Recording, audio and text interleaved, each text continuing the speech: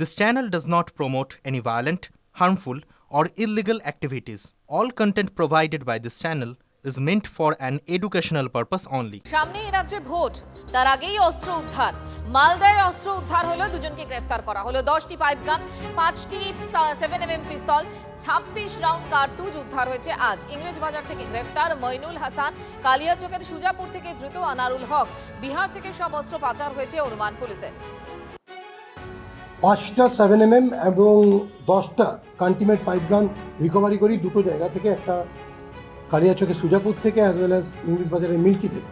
এই দু জায়গা থেকে দুজন অ্যারেস্টেড অ্যাকিউজড, একজন Mohammad Anarul Haque son of late Rahmud Sheikh of Baliarpur PS Kaliachak, Khan of Saidur Rahman এর বাড়ি হচ্ছে মির্জাতপুর পিএস লালগোড়া।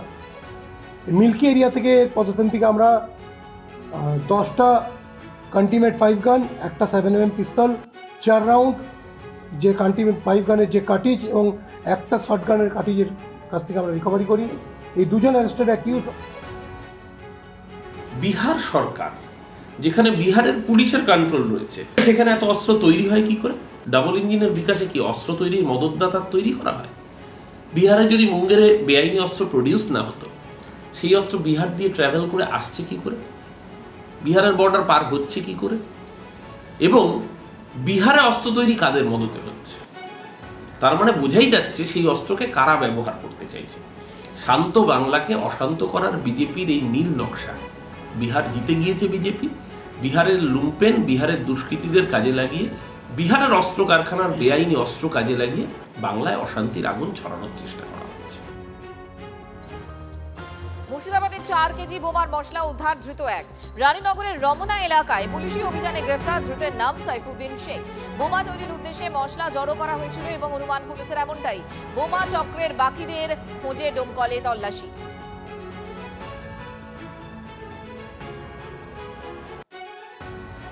নদিয়ায় আরও 2 বাংলাদেশি অনুপ্রবেশকারী গ্রেফতার। করিপুরে সীমান্ত পেরোনোর পরই পাকড়াও। চাষের জমিতে গা ঢাকা দিয়েও শেষ রক্ষা হয়নি। স্থানীয়রাই 2 বাংলাদেশিকে ধরে পুলিশের হাতে তুলে দেন। বাড়ি কোথায়? কুষ্টিয়া। কুষ্টিয়া কোথায়? দৌলতপুর থানা। দৌলতপুর থানা। বাড়ি বাংলাদেশ, তাই তো? তোমার নাম কি? সমীরুল। সমীরুল। এসছো কোন দিক দিয়ে? এসছি শিকারপুর দিয়ে। শিকারপুর কই বর্ডার দিত? জি, বর্ডার। কবে পার করিছো? কবে পার হইছো? সন্ধ্যাবেলায়। কালকে সন্ধ্যাবেলায়। কে পার করিছে? সেন্টু। ক টাকা নিয়েছে? 10,000, 5,000 টাকা নিয়েছে। বাংলা টাকা। বাংলা টাকা নিয়েছে, তাই তো? ওখানকার গ্রামের লোকজন সন্দেহজনকভাবে ওদেরকে জিজ্ঞাসাবাদ করতে গেলে ওনারা পালিয়ে যায়।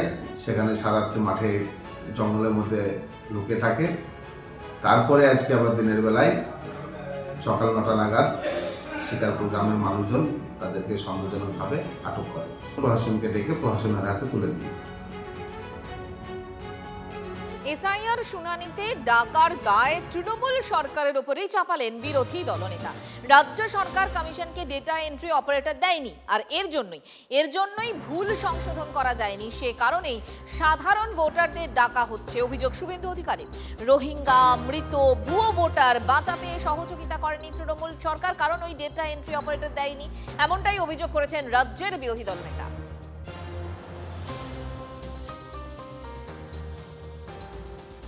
হ্যাঁ, কিছু কিছু আমাদের হিন্দু লোকজন, সাধারণ লোকজন, ভারতীয়দের অসুবিধা হচ্ছে, তাদের হিয়ারিং এর নোটিশ হচ্ছে।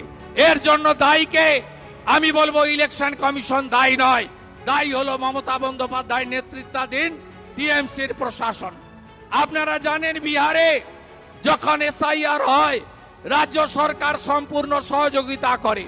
আজকে ইলেকশন কমিশন অফ ইন্ডিয়া এবং তার সিও পশ্চিমবঙ্গ সরকারকে একাধিকবার চিঠি লিখে 1000 ডাটা এন্ট্রি অপারেটর 4 মাসের জন্য চেয়েছিল।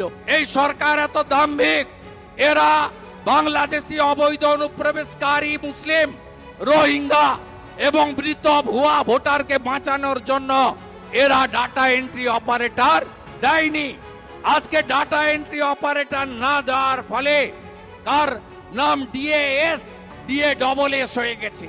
এইভাবে সমস্যা কিছু তৈরি হয়েছে। আমি তারপরেও বলবো জনগণকে, ভারতীয়দের, এটা রাষ্ট্রের লড়াই, পশ্চিমবঙ্গকে সুরক্ষিত রাখার লড়াই। রাজ্যের বিরোধী দলনেতার বক্তব্য আপনাদেরকে শোনালাম। এই মুহূর্তে তৃণমূল কংগ্রেস মুখপাত্র অরূপ চক্রবর্তী আমাদের সঙ্গে রয়েছেন। অরূপদা, শুভেন্দু অধিকারী বলছেন যে এই যে অনেক মানুষের এসআইআর এর শুনানিতে হয়রানি হতে হচ্ছে এবং এই যে ডাকা হচ্ছে এর দায় কিন্তু আসলে কমিশনের নয়, তৃণমূল সরকারের। তার কারণ ডেটা এন্ট্রি অপারেটর তৃণমূল সরকার দেয়নি, এর জন্য ভুল সংশোধন করা ঠিকমতো যায়নি, তাই জন্যই এই হয়রানি। কি বলবেন? শুভেন্দু অধিকারী বলবে যে আগামীকাল সূর্য পূর্ব দিকে উঠলো কেন, মমতা ব্যানার্জি জবাব দাও। এই বছর ঠান্ডা বেশি পড়েছিল কেন, মমতা ব্যানার্জি জবাব দাও। এর দায় তৃণমূলের। শুভেন্দু বলতে পারে he can not go up to any extent. সমস্যাটা অন্যখানে। সমস্যাটা হচ্ছে নির্বাচন কমিশনের যে প্রশ্নের উত্তর দেওয়ার কথা সেটা উত্তর দিতে বিজেপি এত ব্যগ্র কেন? কারণ সুরের সাক্ষী মাতাল। বাংলা একটা প্রবাদ আছে, নির্বাচন কমিশন চুরি করতে এসে ধরা পড়েছে, তার হয়ে সাফাই দিতে আসছে কে? বিজেপির নেতারা। কে বলেছিল? তৃণমূল বলেছিল যে মাধ্যমিক পরীক্ষার অ্যাডমিট কার্ড গ্রহণযোগ্য হবে না এই নির্দেশ দিতে? কে বলেছিল? সুপ্রিম কোর্ট কান মুলে দিয়েছে। বিজেপির মদতে নির্বাচন কমিশন বলেছিল। কারা বলেছিল বিএলএ 2 রাখতে দেবে না? কালকে ঘাড় ধাক্কা খেয়েছে, সুরসুর করে বিএলএ 2 রাখতে হবে। তৃণমূল কংগ্রেস বলে দিয়েছিল না তৃণমূল কংগ্রেসের জন্য এই নির্দেশিকা তৈরি করেছিল? কারা বলেছিল এই লজিক্যাল ডিসক্রিপেন্সির তালিকা টাঙাবো না? আজকে টাঙাতে হচ্ছে কাদের জন্য? তৃণমূল বলেছিল। গোটাটাই ভোট চুরির নাটক। এই নাটকের কুশীলব শুভেন্দু অধিকারী, বিজেপি, অমিত শাহ। ধন্যবাদ অরূপদা।